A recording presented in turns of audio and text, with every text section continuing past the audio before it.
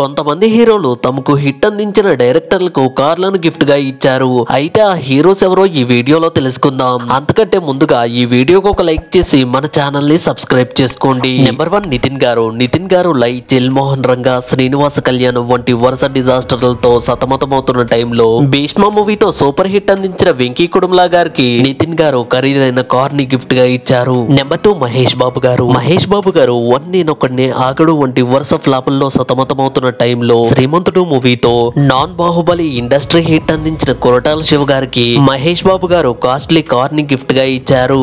Number 3 Naga Shaurya గారు ఒకే మనసు, జో అచ్యుతానంద, నీజత లేక వంటి వరుస ఫ్లాపులతో సతమతమవుతున్న టైంలో చెలో మూవీతో సూపర్ హిట్ అందించిన వెంకీ కుడుమ్లా గారికి ఖరీదైన కార్ ని గిఫ్ట్ గా ఇచ్చారు. నెంబర్ 2 కమల్ హాసన్ గారు 2018లో రిలీజ్ అయిన విశ్వరూపం 2 మూవీతో ఫ్లాప్ నందుకున్నారు. అయితే చాలా కాలం తర్వాత విక్రమ్ మూవీతో సాలిడ్ హిట్ అందించిన లోకేష్ కనగరాజ్ గారికి కమల్ హాసన్ గారు కాస్ట్లీ కార్ ని గిఫ్ట్ గా ఇచ్చారు. ఈ వీడియోకి ఒక లైక్ చేసి వీరిలో మీకు ఇష్టమైన హీరో ఎవరో కామెంట్ చేయండి. అలాగే వెళ్తూ మన ఛానల్ ని కూడా సబ్స్క్రైబ్ చేసుకోండి.